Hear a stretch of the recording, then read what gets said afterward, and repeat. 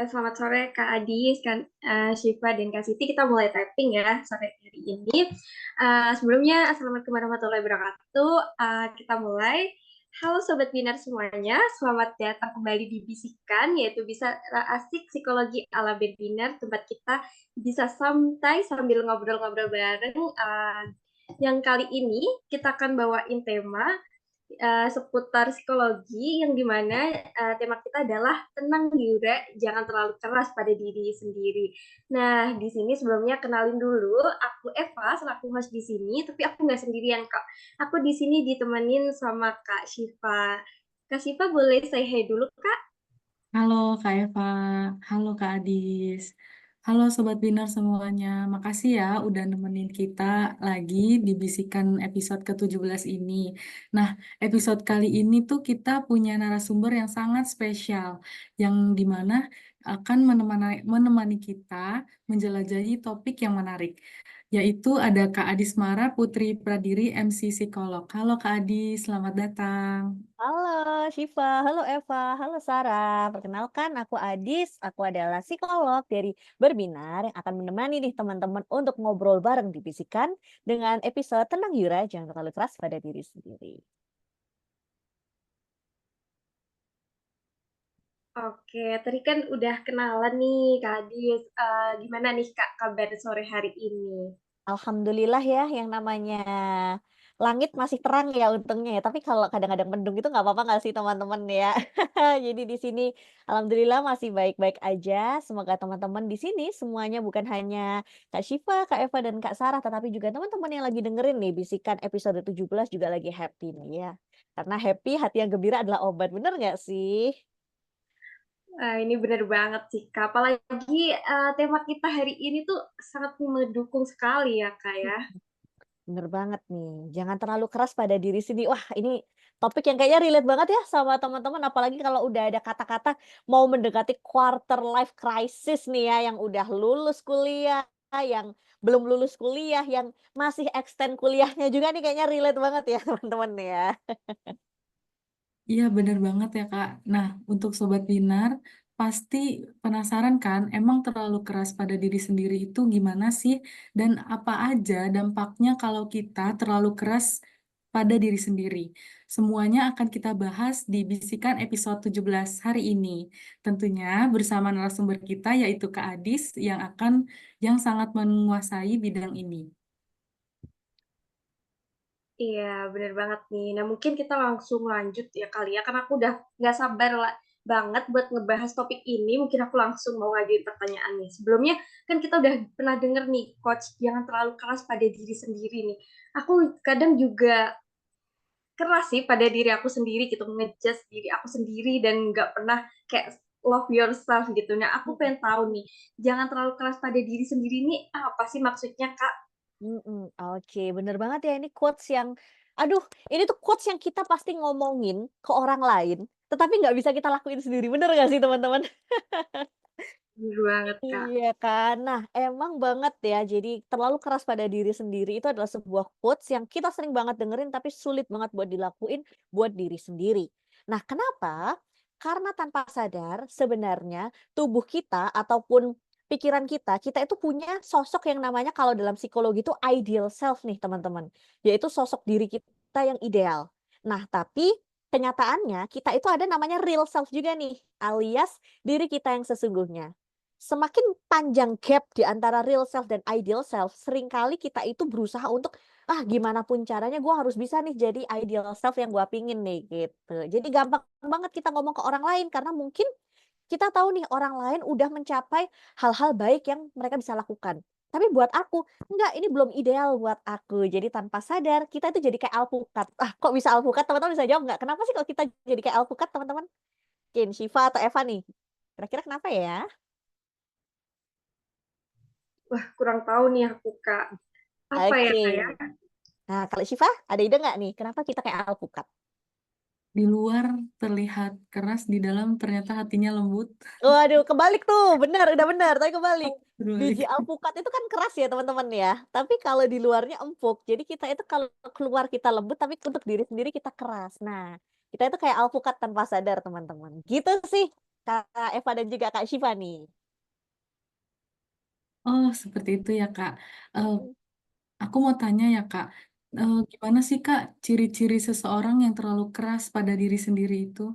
Oke, jadi ciri-ciri seseorang yang terlalu keras pada diri sendiri mungkin cukup banyak ya kalau dibilang tentang ciri-ciri ya. Tetapi seringkali kita itu mudah frustrasi karena kita tidak bisa, yang pertama mungkin kita nggak sabaran untuk berproses.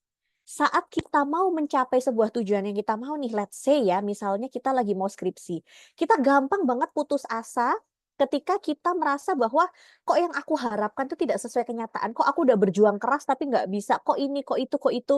Akhirnya kita namanya terfiksasi atau kita apa ya istilahnya, pikiran kita itu stay di satu hal kegagalan kita dan kita berusaha dan kita selalu menyalahkan diri kita sendiri dan sebagainya. Padahal saat kita mau menerima tubuh kita untuk berproses, kita mindsetnya jadi beda loh teman-teman. Beda banget ya kalau misalnya nih let's say Kak Eva nih mau ngerjain skripsi, ah pokoknya aku harus pakai teknik ini. Kalau nggak bisa berarti aku akan gagal, berarti aku kurang berusaha keras. Beda sama Kak Syifa yang mikirnya, aku coba ini dulu deh. Kalau nggak bisa aku pakai strategi lain atau pakai strategi lain. Jadi kita tahu bahwa, oh kita tahu limit kita di mana. Kita tahu kapan sih kita harus mengganti metode kita. Nah, itu kita kalau misalnya terlalu keras pada diri sendiri, kita kan stuck di itu-itu aja. Kita stuck pada kegagalan kita stuck pada hal-hal yang tidak bisa kita raih, dan kita melupakan potensi-potensi yang kita miliki. Sehingga kita selalu bisa jadi merasa kompleks secara inferior atau inferior kompleks. Merasa inferior itu wajar ya teman-teman. Misalnya inferior itu adalah perasaan kok orang lain kayaknya lebih bagus ya dari saya. Kok sobat binar yang lain kayaknya lebih oke daripada saya. Tetapi hal ini menjadi kompleks ketika kita mulai merasa bahwa kita tidak akan bisa menjadi seperti orang lain ataupun kita tidak akan bisa melakukan apapun karena kita merasa tidak mampu. Nah, itu adalah terlalu keras pada diri sendiri bahwa kita lupa bahwa apa yang sudah kita lakukan sebenarnya adalah sudah good enough-nya kita gitu nggak sih teman-teman, kita udah ngelakuin yang terbaik loh teman-teman, tapi seringkali balik lagi ya bandinginnya sama orang lain atau bukan hanya orang lain, bisa jadi kita bandingin sama ideal self tadi ya yang belum kita bisa raih kayak gitu sih teman-teman.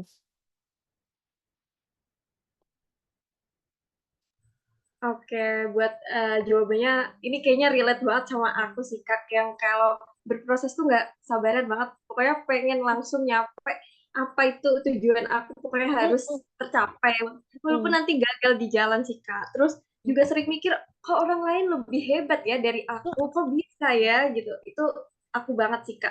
Nah, aku juga makin penasaran banget nih sama topiknya, mungkin aku juga masih punya pertanyaan nih Kak. mm, Apa saja sih Kak yang harus aku lakukan nih agar tidak menjadi orang yang keras pada diri aku sendiri nih? Oke, baik. Ini aku jadi pengen tahu nih, mungkin dari Kak Eva dulu nih. Kira-kira kalau Kak Eva tadi relate ya, biasanya tuh kerasnya kayak gimana nih? Boleh sharing nggak nih? Oke, aku sharing dulu ya kayak aku dari SMP udah keras pada diri aku sendiri. Pokoknya aku kalau bisa harus masuk SMA favorit, pokoknya harus bisa terus harus bisa masuk univ favorit gitu walaupun harus gagal dulu terus pokoknya aku harus menang lomba gitu. Pokoknya semuanya aku harus mencapai itu semuanya gitu walaupun harus gagal dulu baru mendapatkannya gitu sih Kak. Mm-mm. Oke, that's so ini ya spesifik ya bahwa aku harus masuk ke favorit nih. Oke, very nice. Mungkin kalau dari Kak Syifa gimana nih? Kalau dari aku sendiri kurang lebih sama kayak Kak Eva ya Kak. Cuma Mm-mm, aku lebih nge-push diriku, mm-mm, lebih kalau ada satu tujuan yang aku mau itu harus dapat. Nah, mm-mm, giliran aku gagal itu sedihnya berlarut-larut. mm-mm, mm-mm. Oke. Seperti itu, Kak. Ini menarik banget ya. Ada kata kuncinya lagi nih bahwa kalau aku gagal sedihnya berlarut-larut. Sampai berapa lama nih? Sampai 5 tahun, 6 tahun nih? Kak Syifa atau gimana nih? Boleh sharing nggak? Dari sedihnya tuh memang lumayan lama sih. Kalau untuk nangis-nangisnya ya paling cuma 2 hari. Tapi kalau sedihnya karena menyesalnya itu Kak, menyesalnya itu bisa sampai sekarang gitu. Oke. Nah, Sobat Binar, apa yang tadi Kak Eva dan Kak Syifa jelaskan itu adalah hal-hal yang sangat umum kita temui. Yang pertama, saat kita berusaha sesuatu, kita boleh mengizinkan diri kita untuk sedih ketika kita tidak mendapatkannya nih teman-teman. Nah, mengizinkan diri kita untuk sedih ataupun kecewa, itu sudah menjadi langkah pertama kita untuk tidak keras pada diri sendiri. Oke, kalau misalnya teman-teman nih, Sobat Binar dan juga teman-teman yang ada di sini, kita refleksi balik. Saat kita mengalami kegagalan, reaksi pertama kita apa sih? Ih gitu aja kok nangis sih? Ih kok gini aja sedih sih? Ih mau sampai kapan nyesel terus? Nah, relate ya teman-teman ya. Nah, oke, jadi memang titik penting kita adalah menerima perasaan apapun yang berkecamuk dalam hati kita saat itu. Kalaupun ketika misalnya kita merasa bahwa, kok tapi ini masalahnya adalah mungkin tadi Kak Syifa tadi sharing ya, menyesal nih kayaknya aku masih kurang. Nah, menyesal tuh nggak apa-apa teman-teman, sedih itu nggak apa-apa. Jadi, menerima perasaan itu merupakan langkah pertama, baik itu menyesal, sedih, kecewa, itu langkah pertama kita supaya apa? Supaya kita tahu bahwa setelah emosi kita mereda, jadi katakanlah emosi kita lagi naik banget ya. Semakin kita menerima emosi kita mereda, semakin kita akhirnya bisa tahu bahwa oh ada loh hal-hal baik di kegagalan-kegagalan ataupun hal-hal yang mungkin tidak bisa kita capai dari sisi yang lain. Dari situ kita bisa memikirkan langkah apa sih yang selanjutnya bisa kita lakukan. Nggak apa-apa kalau kita mau target univ favorit. Nggak apa-apa kalau kita mau target SMA favorit. Tetapi pastikan kita tidak membenci diri kita jika kita tidak mendapatkan hal-hal yang kita inginkan. Karena apa sih? Karena membenci diri kita itu tugasnya orang lain, teman-teman. Kita jangan sampai ya melakukan tugas tersebut. Udah biarin aja kalau ada yang nggak suka sama kita, tugas orang lain. Tapi jangan sampai kita yang menjadi orang yang tidak suka dengan diri kita sendiri. So it's okay untuk embracing every feelings yang Sobat Bina rasakan. Silahkan untuk menerima semua itu dan it's okay untuk melakukan yang terbaik. Nah, yang kedua adalah know your limit, teman-teman. Ini balik lagi sama perasaan tadi. Kita tahu limit kita di mana. Sehingga kita tahu bahwa kalaupun kita melewati batas itu, ataupun ketika ada sesuatu di luar batas itu, it's okay. Aku tidak optimal, tidak apa-apa, ini sudah melakukan yang terbaik. Just do your best, not anyone's best. Gitu. Jadi apa yang sudah kamu lakukan, itulah yang terbaik yang kamu lakukan di saat itu. Ini kalau misalnya nih, reframing lagi ya dari kata menyesal tadi ya. Jadi dari Kak Syifa tadi, bagus banget contohnya, menyesal. Kak Eva juga contohnya bagus banget tentang harus dapat ini. Sebenarnya nggak masalah sih kalau misalnya kita mau menyesal ataupun yang lain. Tetapi kita kan pasti bisa tahu bahwa, oh ya limitku memang di sini, mau gimana lagi? Oh ya memang batasanku adalah di sini. Itu pun juga nggak apa-apa teman-teman. Ya memang apa yang sudah saya lakukan di sini itu adalah yang terbaik saat itu. Pada saat Anda melakukan ataupun mengambil keputusan di saat itu, kemudian melewati sebuah tantangan, apa keputusan apa yang kamu ambil di saat itu Sobat Binar, itu adalah keputusan terbaik yang sudah kamu pertimbangkan untuk dirimu sendiri. Masalah outputnya itu kan biarkan semesta yang bekerja ya teman-teman. Nah, itu adalah salah satu cara untuk tidak terlalu keras pada diri sendiri, bahwa kita harus tahu limit kita di mana, and then let God do the rest. Kayak gitu teman-teman. Semoga membantu ya. Wah, itu tadi quotes of the day banget ya Kak. Kita boleh gagal, tapi kita itu nggak boleh membenci diri sendiri.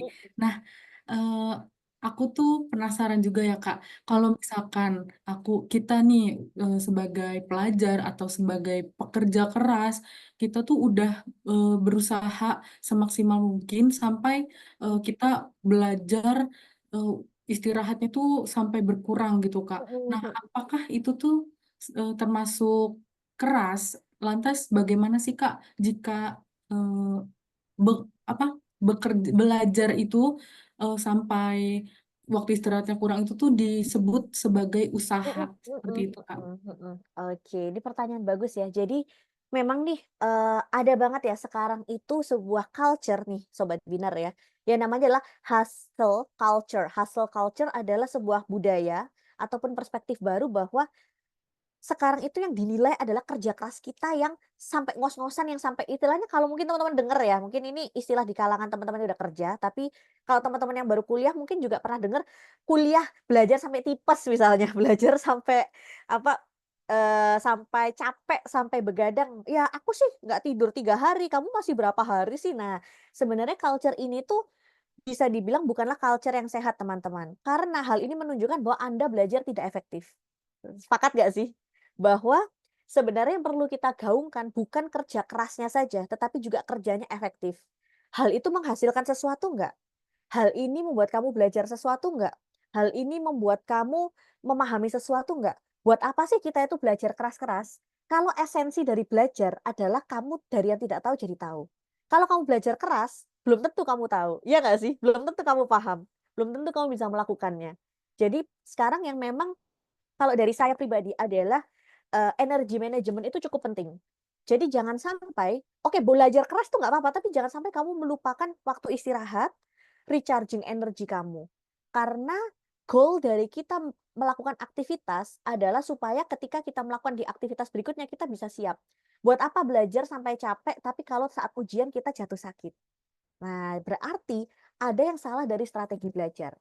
Bukan berarti saya di sini bilang bahwa, wah kerja keras itu nggak baik, bukan. Tetapi bagaimana kamu mengelola energi dan juga waktu kamu dengan baik, supaya kamu bisa apa ya, memproses ataupun juga melahap materi-materi pembelajaran, pekerjaan dengan maksimal sehingga saat waktu yang ditentukan kamu sudah bisa deliver sesuatu gitu. Jadi bukan bekerja kerasnya, tetapi bagaimana work smart-nya, energi manajemennya, time manajemennya. Kalau misalnya nih ya teman-teman ya, let's say nih, misalnya Kak Eva lagi belajar buat ujian UTS sampai capek banget nih, sampai ngantuk banget, sampai nggak tidur. Ya kalau misalnya nih, saya yang apa ya, konseling sama Kak Eva mungkin saya akan tanya, "Emang apa yang Kak Eva lakukan di hari-hari lain atau di jam-jam lain yang bikin Kak Eva nggak, apa namanya, belajarnya sampai harus kayak gitu, "Oh soalnya saya nongkrong sih di kafe." Nah akhirnya akan jadi kayak gitu, itu berarti bukan work hard ya, tetapi memang time management kita yang kurang baik.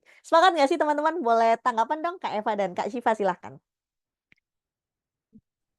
Oke, mungkin dari aku dulu ya Kak tanggapan aku. Mhm Bener mhm. banget sih Kak. Aku juga orangnya mungkin seperti pertanyaan tadi, aku terlalu keras kayak diri aku sendiri. Jadi aku nge-push gimana pokoknya aku sampai aku pernah UTS nggak pernah Mhm. tidur itu 1 minggu dan Oh akhirnya aku oke. tumbang di hari Sabtu Minggu itu aku sakit, bener-bener sakit.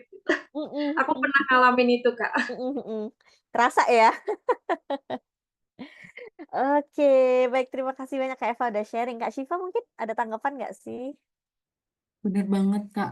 Kalau untuk belajar apalagi untuk ulangan gitu, bener-bener kita aku ngerasa kayak oh harus dapet nilai yang bagus nih. Kalau mau dapet yang nilai yang bagus, aku harus belajar yang keras. Sampai itu tuh eh, bikin fisik kita tuh jadi menurun gitu kondisinya. Sih. Bener. Bener banget sih. Jadi memang ya kita harus tahu ya, kapan sih limit kita, jangan lupa istirahat juga dong ya teman-teman. Berarti kalau misalnya ternyata teman-teman sudah belajar keras tetapi, apa namanya, nggak masuk-masuk misalnya materinya ataupun juga kok teman-teman merasa capek terus, berarti kita bisa mengorbankan hal-hal lain seperti nongkrong, ke mall, jalan-jalan untuk istirahat yang benar-benar berkualitas. Jadi memang manajemen energi itu sangat diperlukan. Work hard, play hard, istirahat juga ya teman-teman ya. Jadi jangan sampai kita nggak istirahat juga ya. Gitu sih dari saya. Oke, berarti buat Sobat Binar nih, jangan terlalu keras ya pada diri sendiri. Kita tuh harus smart ini, energi manajemen dan juga work smart sih tentunya. Nah, mungkin aku punya pertanyaan yang ini memang benar-benar bagus banget nih. Mungkin tapi aku mau sharing dulu kali ya Kak. Waktu itu aku kan punya, pasti kita semua punya ini ya kayak university dream gitu. Kita punya Mhm, kampus. Ya, nah aku dulu pernah banget waktu SMA sampai belajar mati-matian, sampai pokoknya harus dapet itu dan ternyata aku nggak bisa mhm, masuk di situ. mhm, Itu penyesalannya sampai sekarang banget. mhm, Nggak tahu kenapa setiap denger kampus itu masih rasanya sakit hati mhm, banget mhm, karena mhm, ditolak sampai sekarang. Nah, aku pengen tahu banget tuh bagaimana sih dampak buruk jika seseorang tuh terlalu keras terhadap diri sendiri dan nggak ketika punya mimpi tuh nggak tercapai gitu Kak. mhm, mhm, mhm. Oke, wah ini pertanyaan bagus banget nih dari Kak Eva ya, bahwasannya gimana sih dampak buruk dari seseorang jika terlalu keras pada diri sendiri dan terutama jika misalnya impian yang dicapai itu tidak terjadi. Memang ya teman-teman, saya percaya bahwa kita itu harus kerja keras dan juga, kerja smart, tetapi tetap luck itu kan tergantung Tuhan ya, tergantung semesta ya yang akan mengarahkan kita ke jalan mana. Nah, kalau menurut saya, being mindful adalah salah satu cara yang terbaik untuk bisa mengatasi kekecewaan ini. Bahwasannya apa yang dihadapkan di kita sekarang, itulah tantangan yang kita hadapi sekarang. Kalau kita tidak bisa untuk menghadapi tantangan yang kita miliki sekarang di depan mata kita nih, let's say ya, Kak Eval dengan di kampusnya sekarang ataupun juga Kak Syifa di kampusnya sekarang, maka ini berarti kalau menurut saya pribadi, kita berarti belum punya kapabilitas untuk bisa diserahi tanggung jawab yang lebih besar nih oleh mungkin yang maha kuasa nih. Jadi kita kalau yang di depan kita aja kita nggak bisa selesai, bagaimana nanti ketika misalnya diberi yang sesuai mimpi kita. Jangan-jangan apa yang kita lakukan ini adalah sebuah proses untuk mencapai titik tersebut. Sekali lagi kayak tadi saya bilang, banyak sekali teman-teman, mungkin juga sobat Binar di sini ada yang relate, bahwa kita seringkali lupa untuk proses. Proses untuk mencapai suatu tujuan yang kita ingin capai. Bahkan bisa jadi proses tersebut itu bukan lurus-lurus aja ataupun naik ataupun turun ya teman-teman, tapi bisa jadi putar balik, belok kanan, masuk jurang dulu terus naik lagi. Sebelum eventually kita akan sampai di garis finishnya. Jadi tetap teman-teman silahkan untuk meyakinkan diri sendiri bahwa apapun yang teman-teman lakukan sekarang, finishnya itu masih akan di depan. Dan setelah finish pasti akan teman-teman dapat mimpi baru lagi untuk kita capai. Jadi selamat berproses, izinkan diri sendiri untuk berproses karena kalau tidak, dampak buruk yang mungkin banget buat teman-teman alami adalah teman-teman jadi ngerasa low self esteem atau kepercayaan dirinya kurang. Ngerasa nggak mampu, ngerasa gagal. Tadi mungkin juga Kak Syifa juga bilang menyesal juga ya. Padahal bisa jadi kesempatan yang kita dapat saat ini itu adalah merupakan kesempatan besar yang bisa kita manfaatkan untuk hal-hal lain. Banyak banget loh teman-teman yang merasa bahwa, wah gagal nih masuk kuliah di sini. Tetapi ternyata di kampus ini ada hal yang beda dari kampus yang lain. Oh ternyata dia mengembangkan diri di kampus itu. Nah itu keren banget sih menurutku. Jadi jangan khawatir teman-teman, jika misalnya justru kita keras pada diri sendiri, kita akan lupa bahwa banyak sekali potensi ataupun possibility yang bisa kita dapatkan di apapun yang kita hadapi sekarang. Gitu teman-teman. Wah, bagus banget ya Kak.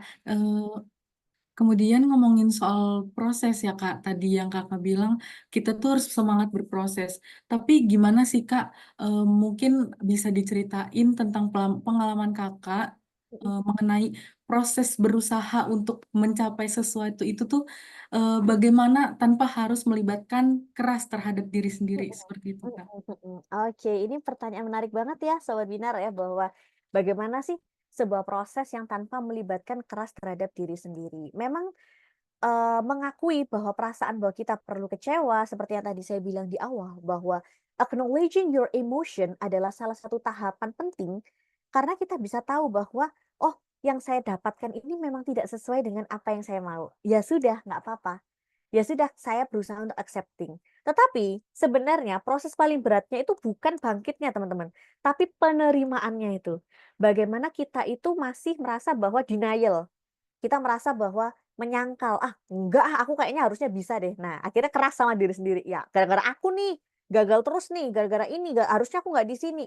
Kemudian juga anger, marah, bargaining, seandainya aku nggak kayak gitu, aku pasti kayak gini. Nah, kemudian depression tuh sedihnya, sebelum akhirnya kita mencapai acceptance bahwa ya sudah yang kita dapatkan ini adalah yang terbaik, gitu. Dan memang prosesnya berat ya, kalau saya pun juga pastinya tentu saja pernah mengalami hal seperti itu ya, misalnya dalam saat proses menjadi seorang profesi psikolog, ternyata saat praktiknya, misalnya saat apa, kerja praktik ternyata juga tidak semudah membalikkan tangan, "Kok teman-teman kayaknya jago ya? Kok teman-teman kayaknya hebat ya? Wah ini kayaknya aku yang kurang belajar, kayaknya ini, kayaknya itu." Tapi sekali lagi, setelah saya coba pun juga ternyata tidak merubah apapun. Ternyata mungkin memang proses belajar saya adalah melalui kegagalan, melalui kebingungan, melalui ketidaktahuan. Apakah saya mengizinkan diri saya untuk bingung dan tidak tahu? Itu adalah sebuah proses saya bahwa, oke, di titik ini saya kayaknya nggak tahu nih cara nanganin klien ini.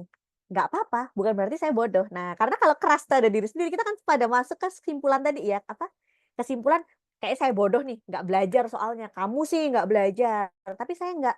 Saya bilang bahwa pada diri saya sendiri, "Oh ya memang saya nggak tahu. So what? Saya nggak tahu berarti apa? Saya belajar." Bukan menyalahkan diri sendiri gitu kan, gitu. Ketika saya tidak tahu, jawabannya itu belajar, bukan menyalahkan diri sendiri.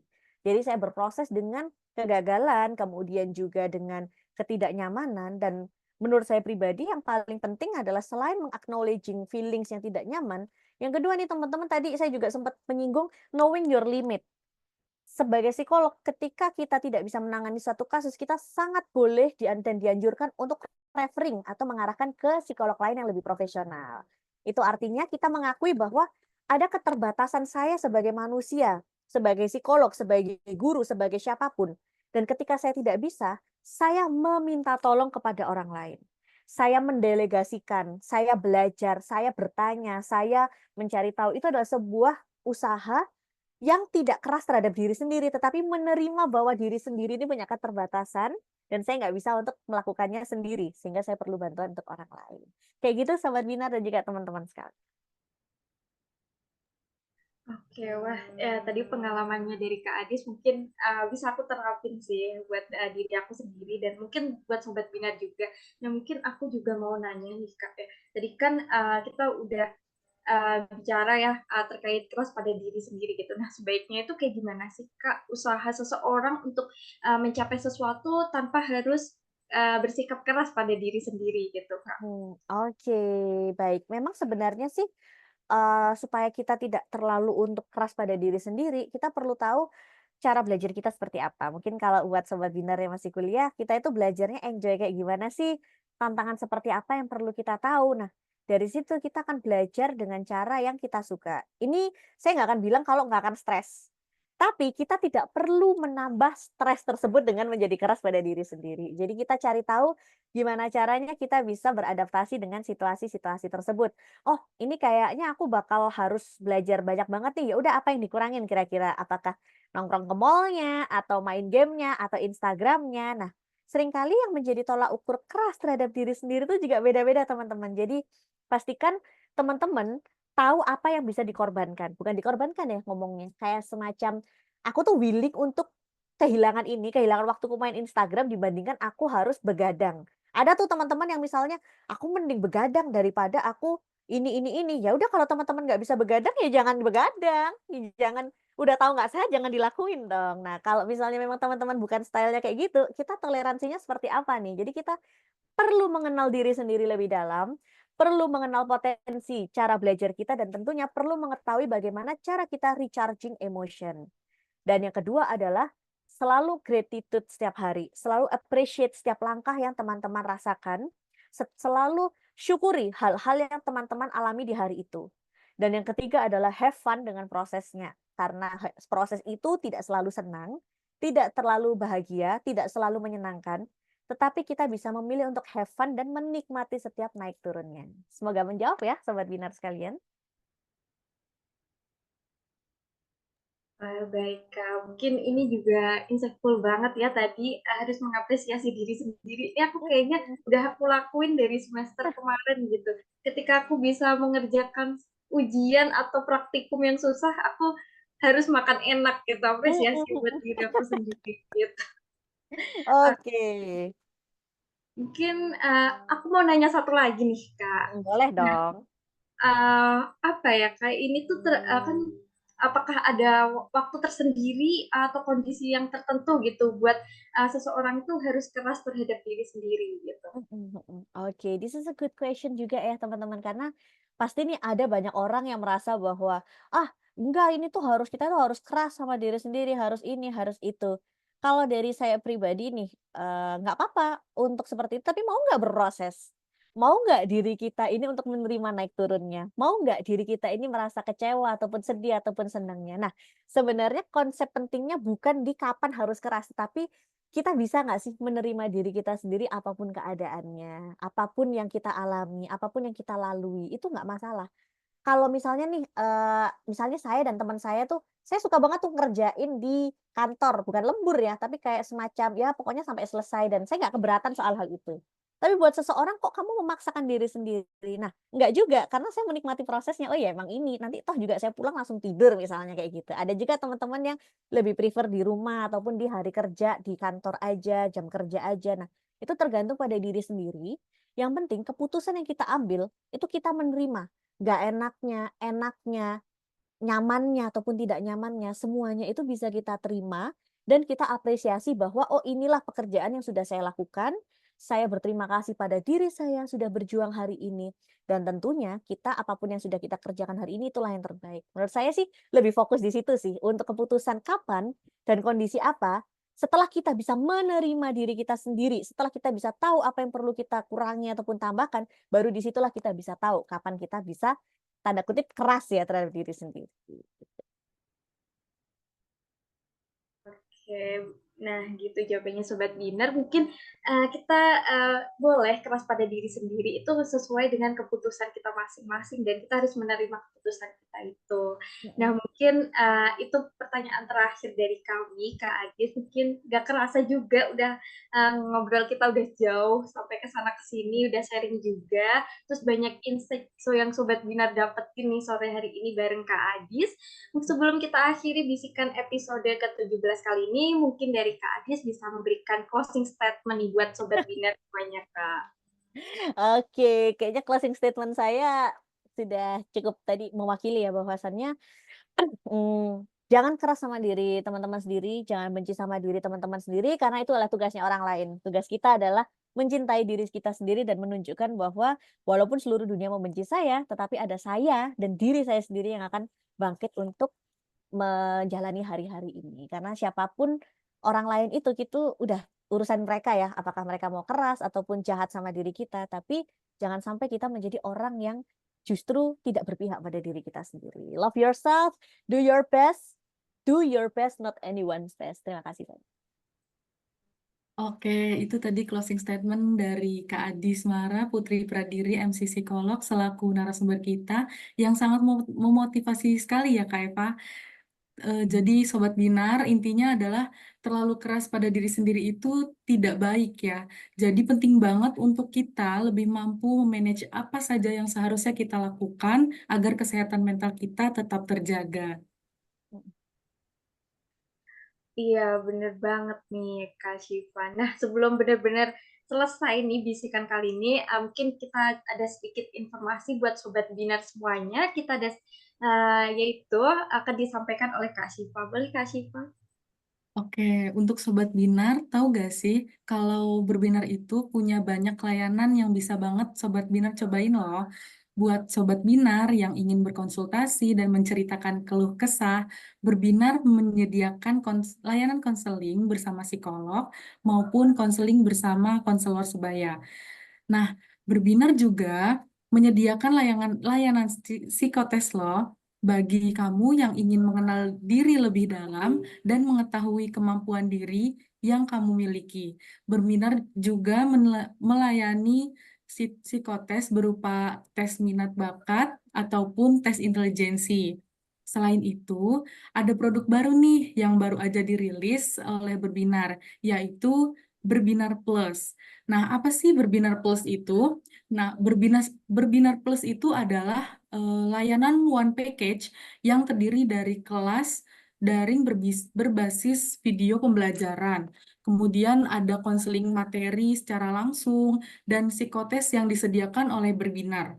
Nah, untuk Sobat Binar yang berminat dengan produk dari kami, bisa mengklik link yang ada di pin postingan Instagram Berbinar atau bisa langsung DM ke Instagramnya Berbinar ya.